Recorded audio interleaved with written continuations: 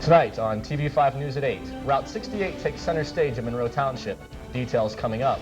The Clarion County Jail is in the red. Find out why. And Pennsylvania Governor Tom Ridge pushes the northeastern United States upon European travelers. All this and more straight ahead as TV5 News brings coverage closer to home. This is TV5 News, bringing coverage closer to home. Good evening and welcome to TV5 News. In our top story, Route 68 is under construction. I'm Dave Marsh. And I'm Christy Herman. Mark Despotakis joins us live with more details on tonight's top story from the TV5 newsroom. Mark? Thanks, Christy. Well, you know, it's one of those sights that we all dread, those dreaded orange traffic barrels. Well, one Clarion County organization is pushing for more construction projects on Route 68. It's tonight's top story. Take a look.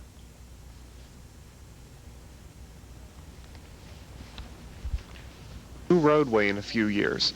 PennDOT is working to replace this bridge that was ruined due to 1996 flooding. A temporary bridge is in place, but other improvements are in the works. And we are replacing that structure, plus doing a realignment of 68 to alleviate the bad curves around this bridge. When this project is completed, this bridge will no longer exist, but rather the water will flow through concrete tunnels some 40 feet under the new roadway. Some may wonder how projects like this take shape. Local citizens groups like the Clarion County Route 68 Improvement Committee help to bring road projects to fruition. We formed a group with the idea that we believed that in order for improved economic development conditions to develop, we needed a good highway system, and we did not feel Route 68 presented a very good highway system to develop economic development. So we decided one of our first goals was going to be to try to improve the Route 68 highway. This group takes their proposals to PennDOT, and in fact will be at a PennDOT hearing tomorrow morning presenting more road improvement suggestions. I know a lot of people at times don't think PennDOT is very responsive, but we found them to be very interested in meeting with us and talking with us and listening to our input. In fact,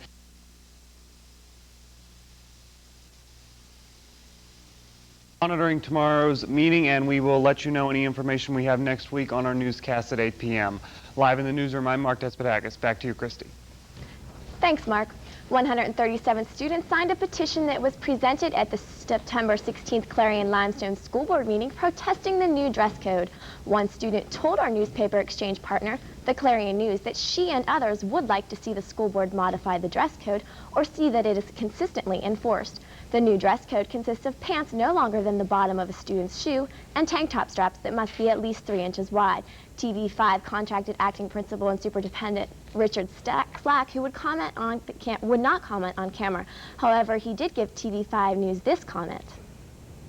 The cause of the dress code were twofold.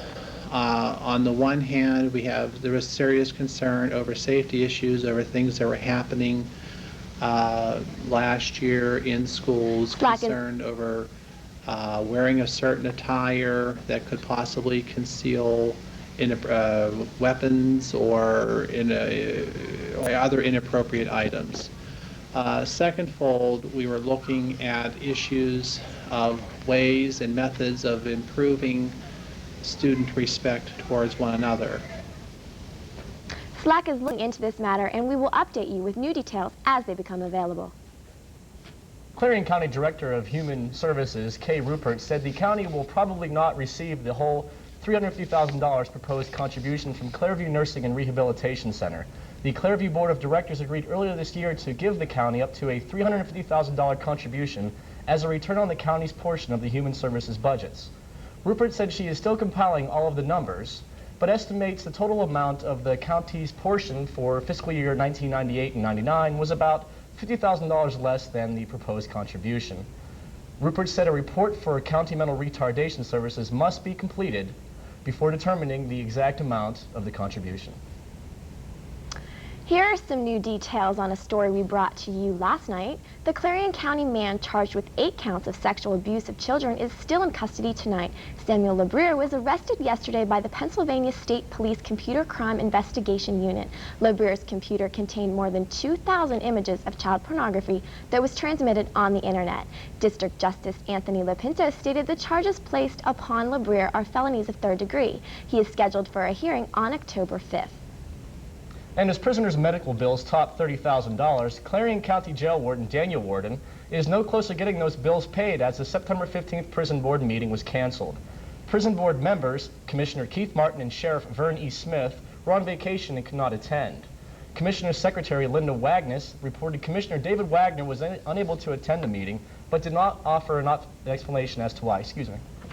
The first phase of the ambitious $1.7 million renovation project in downtown Franklin is nearing completion. Pegged as the Franklin Streetscape Improvements Project, the work has been sharply reconfigured because of a need for money and a change in purpose.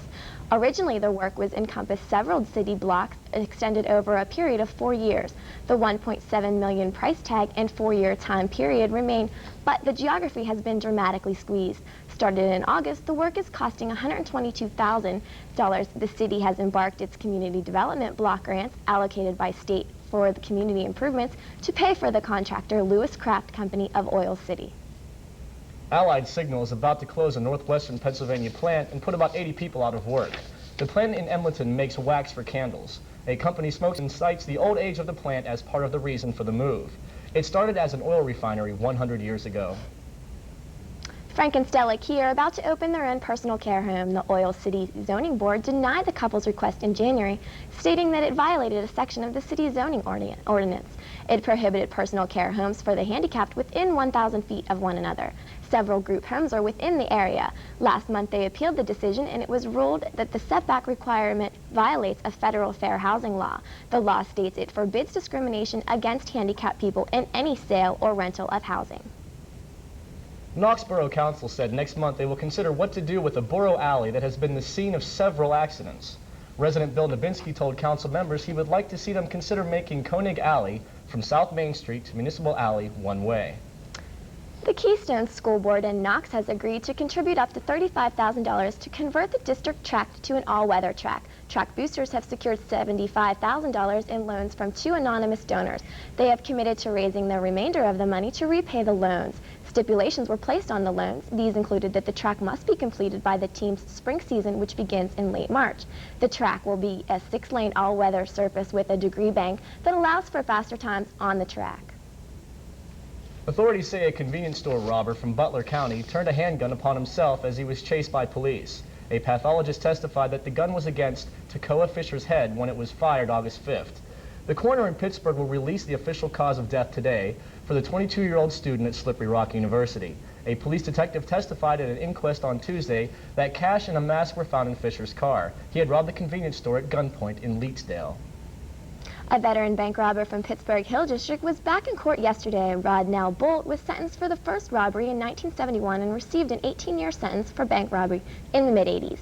Yesterday, he was sentenced to 12 years in prison for 4 bank robberies and held at Heist, a postal service business office in Manhattan. Bolt is 51 years old. Opening arguments are expected to begin today in U.S. District Court in Pittsburgh in a federal civil lawsuit brought by a state prison inmate. Charles Isley, an inmate at the State Correctional Institution in Greene County, says guards retaliated against him for filing grievances and lawsuits against them. He has named dozens of guards and State Corrections Department officials in the lawsuit. Isley seeks unspecified punitive and compensatory damages for civil rights violations, including 2 counts of excessive use of force.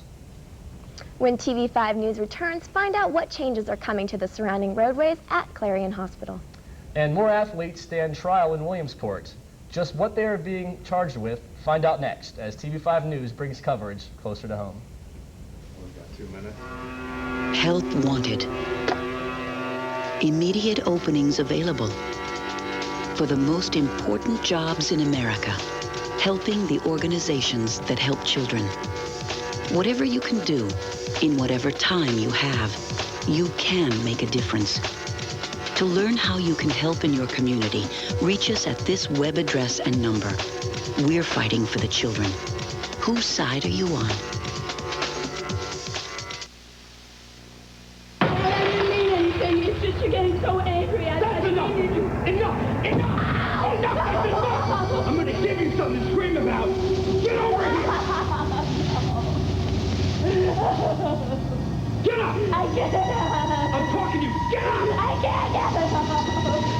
trying it! You're asking for it again! For information about how you can help stop domestic violence, call us.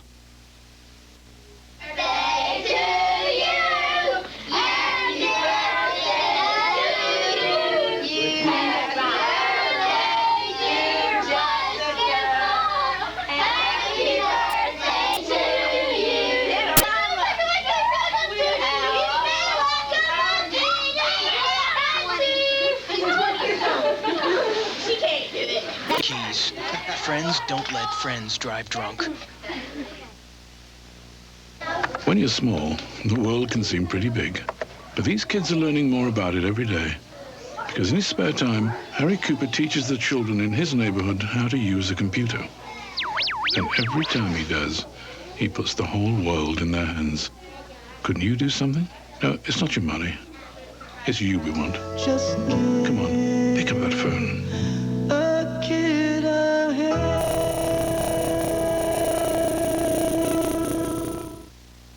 TV5 News at 8, anchored by Christy Herman.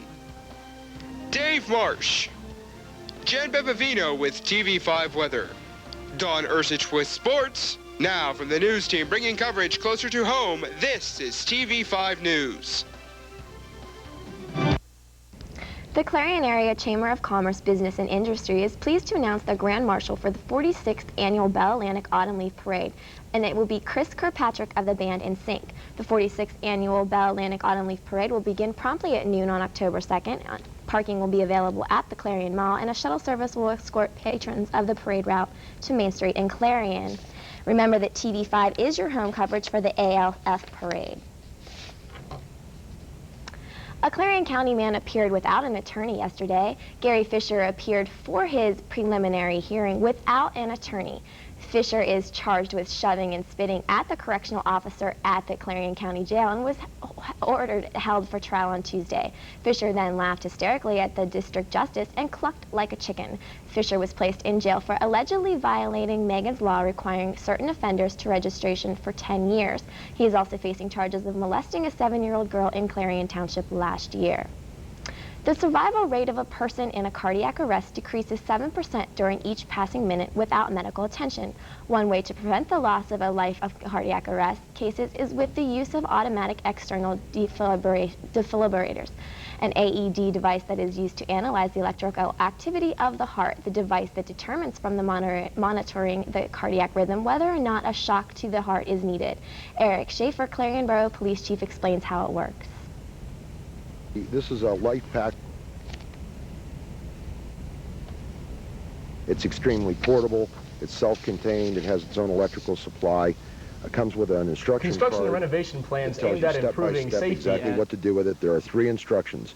Turn on the device, apply the electrode pads, which are these objects right here. These go on the chest and side. Then you follow the prompts. You push the button, the device activates, and it starts giving you vocal instructions. Connect electrode. Construction and renovation plans aimed at improving safety at 2 intersections in Shippenville area are underway. Work also is proceeding on reopening the Interstate 80 truck weigh station in Beaver Township.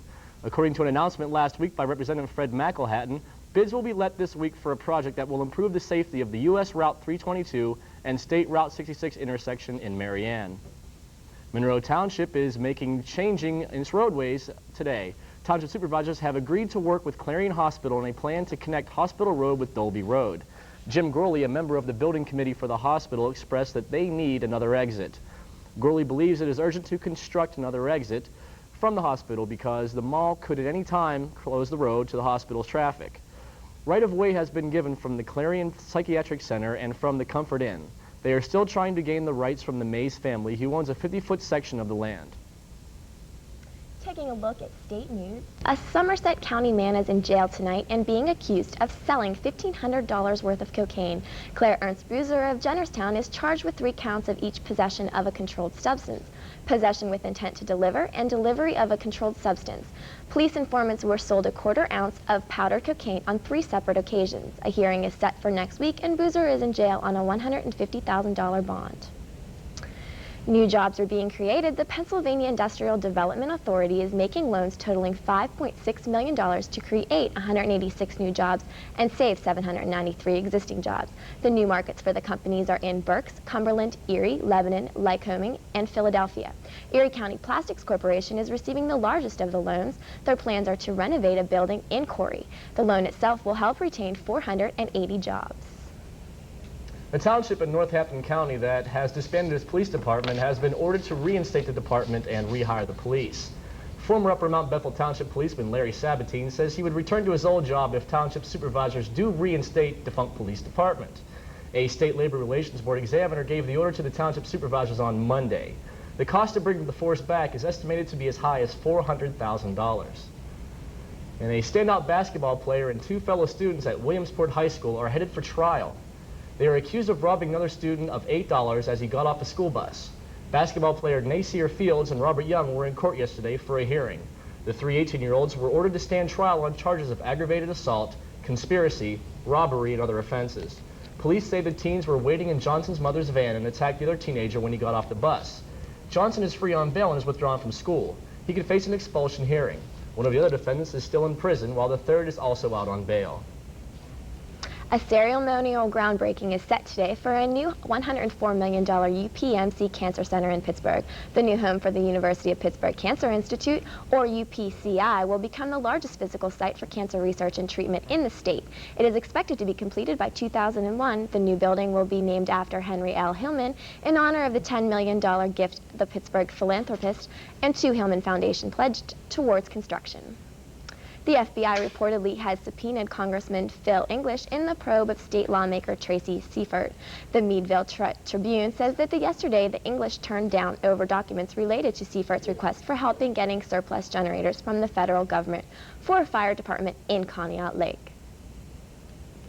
Two Pennsylvania Republican lawmakers say the federal government gives financial help to abortion rights groups, so why not to groups that advocate alternatives to abortion? Representative Joseph Pitts and Senator Rick Santorum are introducing legislation that would set aside $85 million each year to help fund private groups that run maternity homes, adoption services, and crisis pregnancy centers. Pennsylvania Governor Tom Ridge continues his trip through England and Germany today after announcing a tourism package said to be the first for German travelers. Ridge and Quebec Deputy Tourism Minister say the package would take travelers through the beauties of the northeastern United States and into the untouched wilderness of Quebec. When TV5 News returns, find out how much damage Hurricane Floyd has inflicted on North Carolina. Some interesting information will be straight ahead. Also, when we return, find out how much damage Also, when we return, Mother Nature has more in store for us. Jen Bevavino will be joining us live from the Weather Center with its details. All this and more as TV5 News brings coverage closer to home.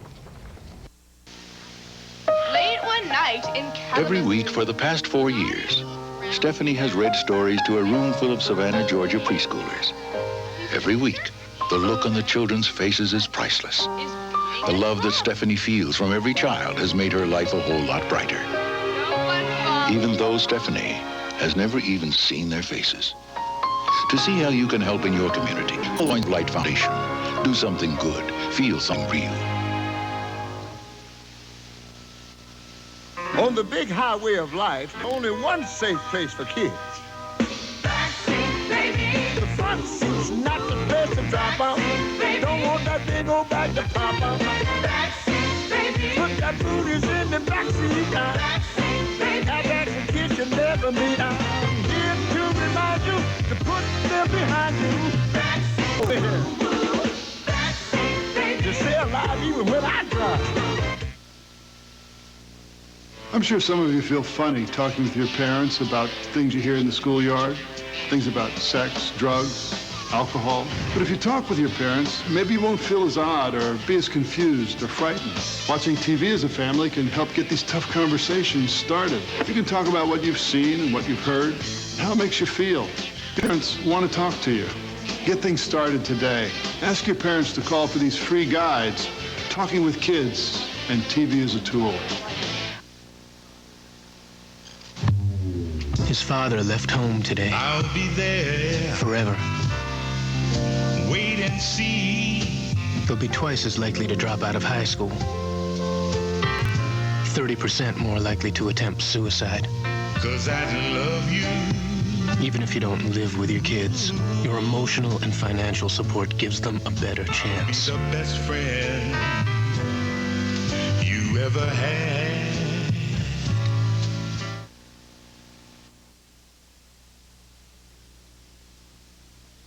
Back to TV5 News, Jen Bevavino is standing by in the TV5 Weather Center to update us on the area forecast. Jen?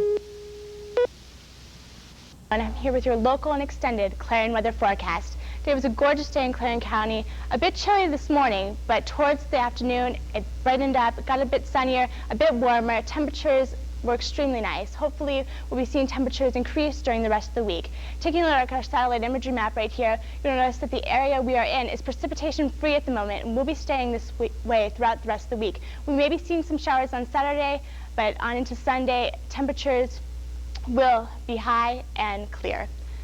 Taking a look at our fronts map, you'll notice that we are free of any cold fronts at the moment. You'll notice this cold front lingering above us, but we will not be seeing any of that. It's going to keep moving up. Taking a look at our highs, you'll notice we are high into the low 60s today. It will be getting warmer throughout the rest of the week. Taking a look at our lows map now, today's low was high into the 40s, which, not high, but low. Taking a look at our precipitation map, you'll notice once again precipitation free and staying that way throughout the rest of the week. So it's looking like a pretty nice off weekend coming up. All right, taking a look at our traveling map, if you're doing any traveling this week or later this week, you'll notice that towards the eastern coast, we are staying precipitation free. It's looking quite nice along the eastern coast. So if you're planning on doing any traveling this weekend down south or towards Florida, it will be a nice ride. Taking a look at our 5-day planner, you'll notice for Thursday it will be windy with a high of 70, a low of 45. For Friday, sunny once again with a high of 69, a low of 50. For Saturday, sunny, maybe some showers, we'll see, with a high of 73, a low of 46. For Sunday, sunny once again with a high of 77, a low of 51. And for Monday, it will be partly cloudy with a high of 74 and a low of 54. That's your Clarion area forecast. Back to you, David and Christy. And areas in North Carolina are starting to begin rebuilding after the area was hit by Hurricane Floyd. Power has been restored to almost everyone in New Jersey, yet authorities requested that it stay off for safety reasons. In the downtown area, Franklin, Virginia remains under as much as 10 feet of water.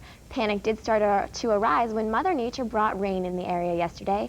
In Goldsboro, several caskets from cemeteries have been floating along washed-out roads. Health officials report that there is no risk from the embalmed bodies.